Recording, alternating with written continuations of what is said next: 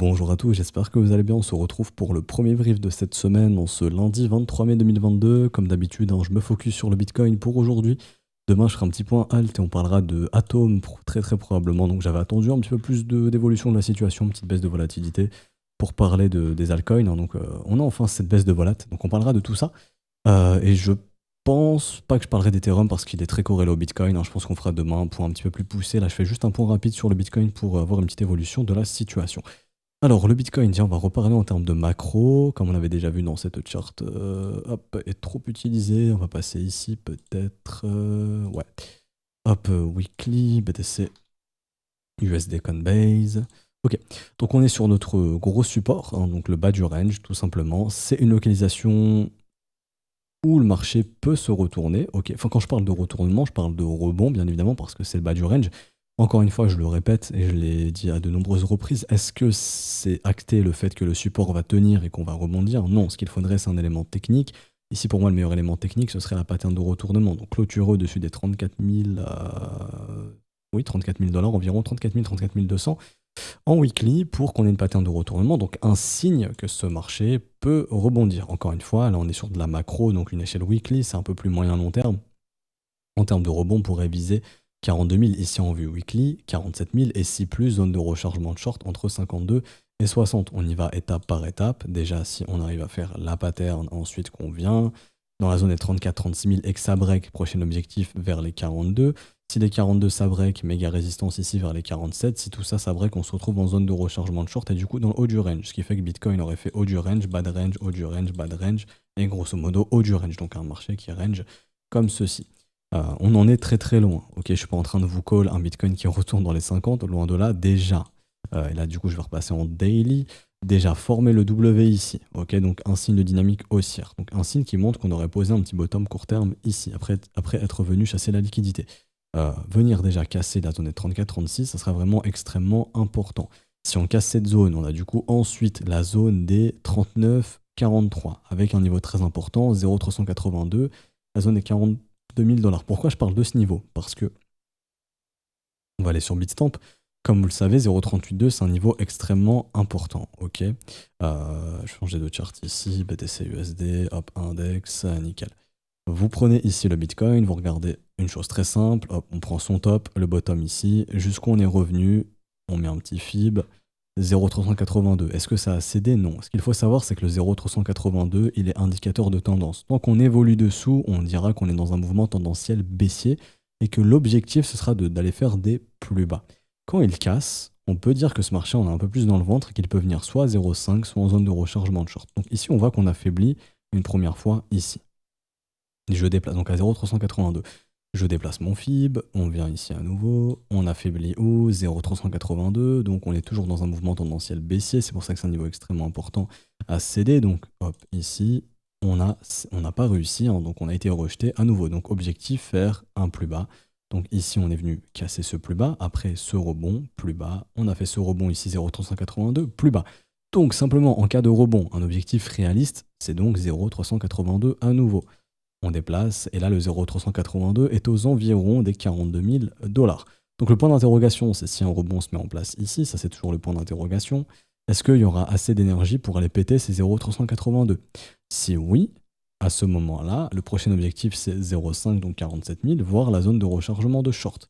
Si on arrive vraiment à passer au-dessus des 42, il y a de grosses probas pour que ce marché puisse revenir dans cette zone, retester ce V-top. Encore une fois, étape par étape. C'est pour ça que là je repasse en daily, il y a déjà cette zone donc entre 36 et 34, ensuite entre 39 et 43, ensuite la zone des 47-48, la grosse résistance, et ensuite on pourra aller là-bas. Donc vous voyez, il y a vraiment des étapes.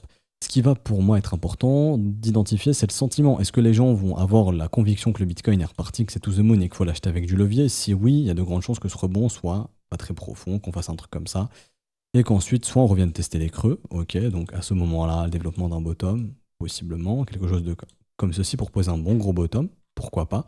Ou alors, simplement, petit W daily, rebond, tout le monde qui se dit ok, c'est bon, on est reparti to the moon. Ah, et ben non, c'est qu'un simple rebond, continuation baissière pour aller poser un bottom plus bas. Si on monte et que les gens restent bearish, se disent non, mais il y a la récession, il y a la crise, non, mais regardez le marché américain, non, mais regardez les indices, et ben le truc pourra monter étape par étape jusqu'à ce qu'on ait vraiment un sentiment qui change, que les gens redeviennent bullish. J'en avais déjà parlé, donc à ce moment-là, les gens redeviennent bullish, ok, retournement de marché, et là on réattaque les plus bas qui ont été trouvés, voire on ira plus bas. Donc le sentiment va être extrêmement important. Je tiens à rappeler que tout ce qui est niveau order flow, etc., activité, donc là tout ce qui se fait en sous-marin, ce qu'on ne voit pas sur le prix, hein, donc ça c'est ce qu'on appelle l'order flow, on va voir vraiment ce qui se passe au niveau des échanges de positions, etc. On voit par exemple que sur Bitfinex, majoritairement des whales, ils sont littéralement en longue massivement depuis Ils ont vraiment créé des grosses positions longues depuis le 6 mai. Euh, donc ça veut pas dire que ça y est, on va bottom, hein, ok. Mais depuis le 6 mai, donc depuis grosso modo ici, donc depuis les 35 000, les mecs ont construit des longues juste monstrueux. Donc on peut estimer que ces mecs ont envie de les distribuer plus haut, par exemple, ce qui peut ne pas être le cas, hein, bien évidemment. Je reviens ici sur l'index. Et il y a également, par exemple, sur Deribit, on a vu, je vous ai déjà montré ça plein de fois. Bon, ça, c'est Bitfinex, pareil, on voit le mec, enfin, les gens, comment ils ont agi. Ils ont beaucoup acheté ici, beaucoup acheté ici, beaucoup acheté ici. Mais sinon, c'est sur Deribit où c'est vraiment flagrant. Ça, je vous l'ai déjà montré. Je pense qu'en daily, en 4 heures, ça se verra beaucoup mieux. Est-ce que je peux pas cacher tout ça? Oui, nickel. Voilà, ici, il y a vraiment des ordres en millions qui ont été exécutés de 34 000 jusqu'à 25 000 $, où il y a vraiment des grosses positions, on parle en millions, qui ont été exécutées. Et bien évidemment, tant qu'on reste sous les 34 000, c'est les acheteurs qui ont la tête sous l'eau majoritairement. Donc là, bon, c'est 50-50. Tous les mecs qui ont acheté ici de 29 à 25, bon, bah, eux n'ont pas la tête sous l'eau. Donc techniquement, c'est eux qui sont en gain actuellement. Et tous ceux qui ont acheté au-dessus, en gros, de 30 000, bon, bah, tous ceux qui sont positionnés ici ont la tête sous l'eau. C'est pour ça que pour moi, en termes d'order flow sur Deribit, si on repasse au-dessus de ce niveau, je vous avais déjà montré là, de ce gros rectangle, au-dessus des 34 000, environ 34 800, il y aura beaucoup de vendeurs qui auront la tête sous l'eau, et ça, justement, ça peut permettre de faire des rallyes un peu plus profonds, et du coup, de rebondir plus, si on rebondit, bien évidemment. En tout cas, quand on combine les informations qu'on a sur Bitfinex et sur Deribit, on sait qu'il y a des gros qui sont positionnés à l'achat, et qui, eux, ont une envie de vendre. Bien évidemment, ces mecs peuvent être coincés, on peut littéralement les défoncer. C'est pas parce que c'est des whales qu'ils peuvent pas perdre, hein. Je vous ai déjà montré ça, mais on a le Bitfinex Leaderboard qui montre ceux qui sont en gain, ceux qui sont en perte. Par exemple, ici, il y a un mec qui perd. Enfin, là, il y a un mec qui gagne 6 millions sur la semaine. Donc là, on sait qu'eux, ils sont longs, par exemple, probablement. Mais si on regarde sur le mois, il y a des mecs qui sont en moins 32 millions, moins 25 millions, moins 17 millions. Donc il y a des whales qui se prennent de sacrées claques. Après, ces mecs sont edgés, donc sont probablement pas en moins 32 millions. Et oui, il y a des whales qui perdent de l'argent et d'autres whales qui gagnent de l'argent. Par exemple, lui, il est en gain de 9 millions, lui, il est en perte de 32 millions. Donc il y a des whales qui gagnent et des whales qui perdent. Donc c'est pour ça que il peut y avoir des gros poissons qui sont rentrés ici, qui soient rentrés ici, mais ces mecs peuvent perdre tout simplement. Maintenant, si on regagne leur prix, etc., bon bah c'est des mecs qui vont essayer de distribuer plus haut. Et ça pourrait être indicateur du coup de comment dirais-je, ça peut justement permettre de redéclencher des petites choses plus bullish par la suite, enfin des retracements plus importants. Je pense que j'ai fini au niveau de l'order flow. Aussi une chose à surveiller, c'est en cas de rebond. Donc là, bon, j'ai identifié un petit peu tous les points de liquidité à venir chasser. Donc il y en a un paquet, hein, si jamais ce marché remonte, là on voit qu'il n'y a pas grand chose. Mais par exemple, ici, il suffit de regarder un petit peu les ratios, donc on voit que le ratio short remonte bien. Ok, donc si on a une réinversion au niveau du ratio short, ce qui est le cas sur Bybit, ok, qui est un exchange un petit peu plus retail, où il y a plus de débutants. Sur Binance, c'est pas encore le cas, mais on voit que le ratio short remonte bien. Tant que le ratio short reste au-dessus du ratio long, ou qu'il n'y ait pas trop de gros changements, on peut se dire que le sentiment restera bearish, et que donc à ce moment-là, une remontée est possible. Par exemple, si on regarde cet été, sur tout le rebond, le ratio short était majoritairement proche du ratio long ou supérieur, ok, jusqu'à ce qu'on vienne ici, donc dans les 65 000, et qu'il là, on a complètement eu un changement de sentiment radical où le ratio long est vraiment redevenu très supérieur. C'est ce qui fait que les gens ont eu un biais extrêmement bullish et c'est ce qui a fait que ce marché a fait que dump.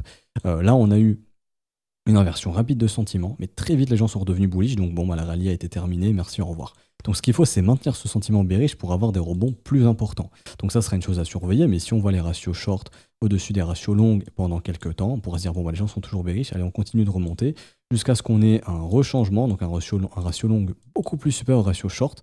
Là, on se dira, bon, bah, les gens sont redevenus bullish, ah, bon, bah, allez, on fait un top et on refait quelque chose de bearish, ok. Et du coup, quel est le niveau à surveiller pour se dire un rebond est possible? Bon, bah, la reprise d'une dynamique haussière se fera en cas de cassure des 31 400.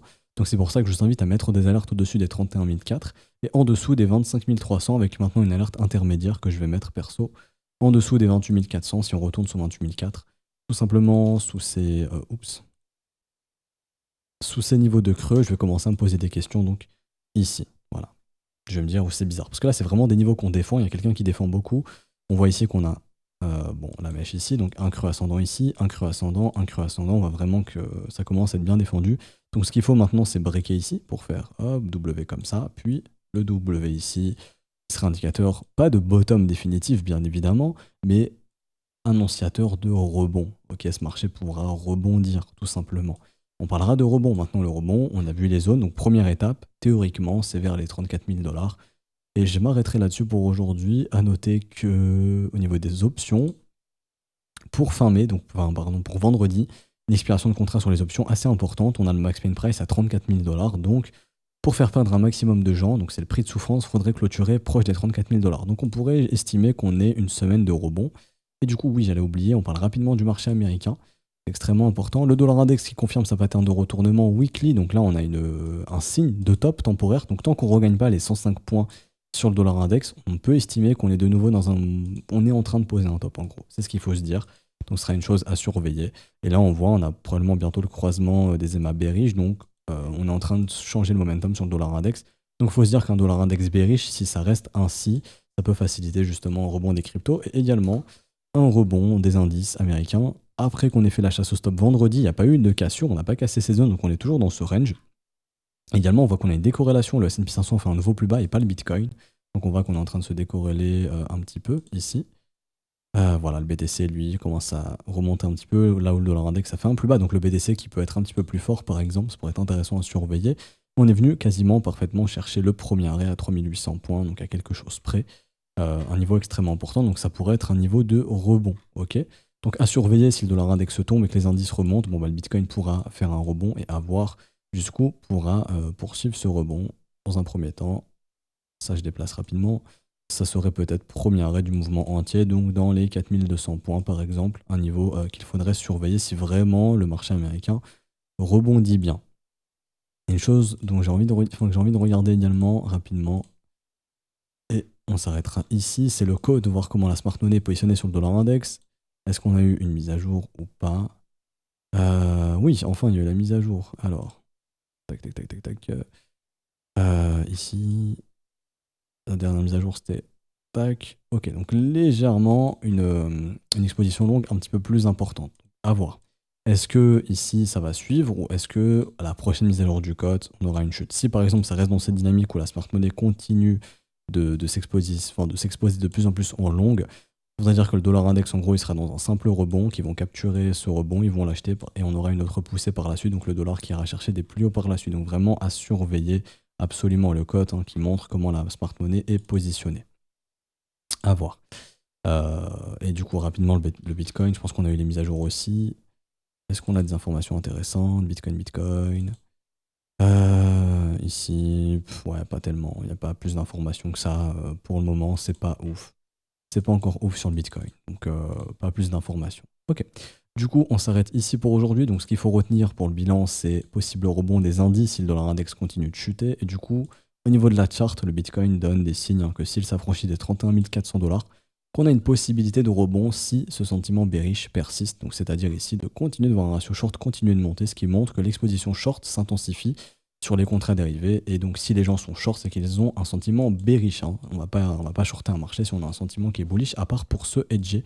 Mais très peu de gens savent se hedger, donc on va dire que c'est pas une chose que les gens font majoritairement. Donc, on va pas se dire que c'est la chose la plus probable. Hein. Si les ratios short augmentent, c'est parce que les gens short, pas parce qu'ils sont en train de se hedger, très très probablement. Donc, du coup, on s'arrête vraiment ici pour aujourd'hui. J'espère que ça vous aura plu. Si c'est le cas, n'hésitez pas à laisser un petit pouce bleu, vous abonner si ce n'est pas déjà fait, à nous rejoindre sur Discord, je vous mets le lien en description et en commentaire. Si vous souhaitez rejoindre l'école via les paiements PayPal bancaires, il faudra attendre le Patreon, donc ce ne sera pas avant le 1er juin. Si vous souhaitez rejoindre via les modalités crypto, tout est expliqué dans le Discord, dans le salon bienvenue. Vraiment, il n'y a pas de problème, tout est expliqué. Si vous avez une quelconque question, n'hésitez pas à la poser à un des professeurs sur le Discord, donc vous allez nous trouver, on est connecté en haut à droite. Sinon, en commentaire de cette vidéo, je pourrai répondre. On se retrouve donc demain pour une prochaine mise à jour de marché. Donc, on fera Atom demain. N'hésitez pas aussi à mettre en commentaire les assets que vous voulez que j'analyse. Du coup, on se retrouve demain. Bonne journée à tous, bon début de semaine à tous. Ciao, ciao.